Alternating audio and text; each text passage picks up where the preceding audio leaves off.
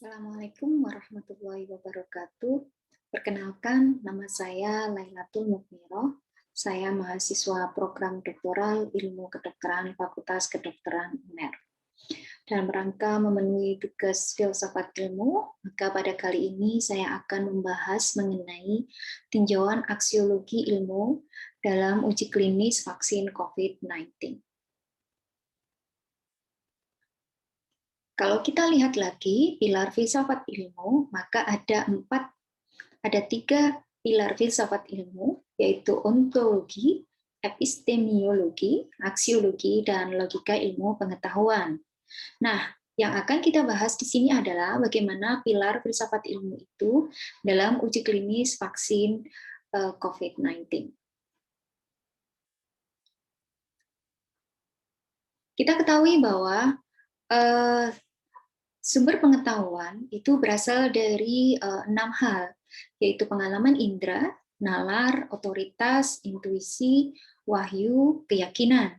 Nah, untuk penelitian atau uji klinis dari vaksin COVID-19, maka sumber pengetahuan yang sesuai adalah nalar dan otoritas. Kenapa nalar? Karena dalam uji klinis ini kita akan berpikir mengenai pemahaman pentingnya uji klinis dalam penelitian suatu vaksin. Dalam hal ini adalah COVID-19. Sedangkan otoritas dalam uji klinis ini diperlukan kewenangan kelompok tertentu atau peer group dalam menilai hasil uji klinis maupun menentukan nilai pentingnya uji klinis. Bila kita melihat lagi pedoman yang sudah dikeluarkan oleh Balitbangkes Kementerian Kesehatan tahun 2019, maka sebenarnya ada beberapa tahapan untuk menguji vaksin atau obat tertentu. Jadi untuk penentuan senyawa aktif atau obat atau vaksin yang dapat dipergunakan kepada manusia ada beberapa tahapan.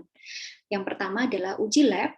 Di uji lab ini diuji mengenai aktivitas dari senyawa aktif obat atau vaksin tersebut dan toksisitasnya di hewan coba.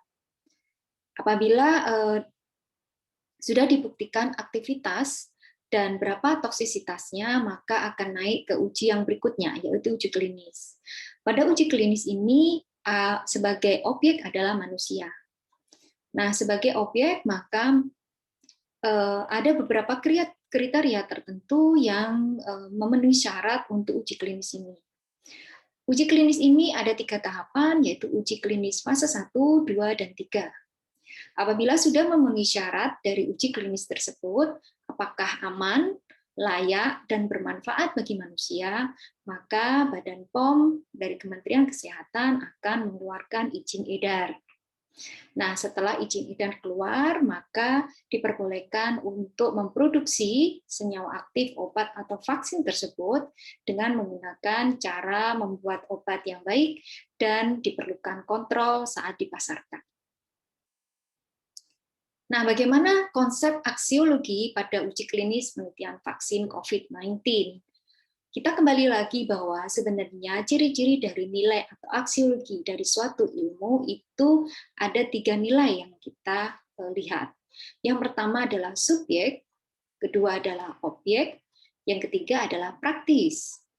Sebagai subjek, yang subjek di sini adalah subjek penilai, dalam hal ini adalah manusia. Nah, bagaimana kaitannya dengan uji klinis vaksin COVID-19? Seharusnya uji klinis ini kaidah-kaidahnya harus bisa diterima atau sudah ditetapkan oleh peer group atau ilmuwan atau akademisi sebagai subjek penilai. Jadi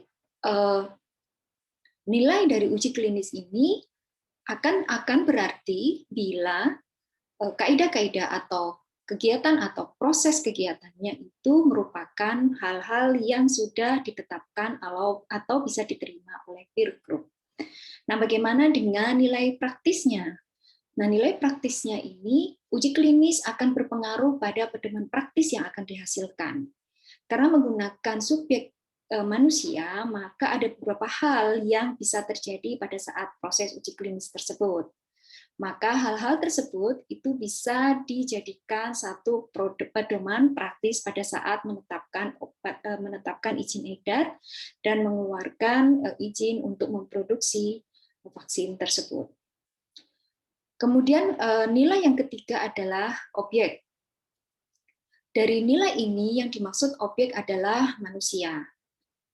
Nah, nilai uji klinis pada penelitian vaksin COVID-19 itu akan menghasilkan satu data akurat bahwa vaksin tersebut layak, aman, dan bermanfaat bagi manusia sebagai objek. Nah, nilai-nilai ini, nilai-nilai yang timbul pada saat proses uji klinis ini menjadi satu hal yang harus kita pahami sebagai peneliti maupun akademisi.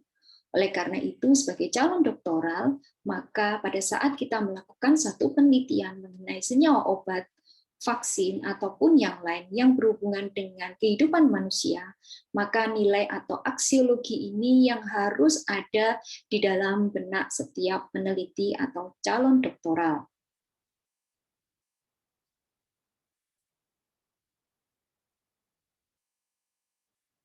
Berikutnya, bagaimanakah peran kita dalam masyarakat atau meyakinkan pihak-pihak lain atau pihak eksternal di luar akademisi sehingga penelitian atau uji klinis pada penelitian vaksin COVID-19 ini bisa berjalan dengan baik.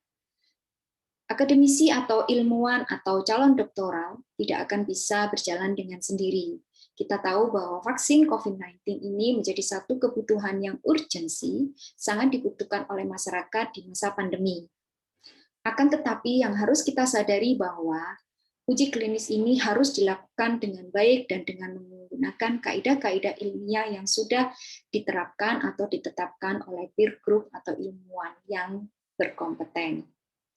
Akan tetapi untuk menyukseskan uji klinis ini perlu dukungan dan kerjasama yang baik dari pemerintah, kemudian peneliti itu sendiri, dan vendor. Begitu juga dengan masyarakat, baik masyarakat yang dijadikan subjek pada uji klinis ini, atau objek yang dijadikan uji klinis ini, maupun masyarakat yang sedang menanti hasil dari uji klinis vaksin COVID-19. Nah, dari kerjasama yang baik, kemudian proses kegiatan uji klinis yang baik dan benar akan meningkatkan nilai dari uji klinis tersebut. Sehingga hasilnya akan dapat kita harapkan, yaitu akan mendapatkan data yang akurat, data yang sahih dan valid, sehingga akan bermanfaat bagi manusia.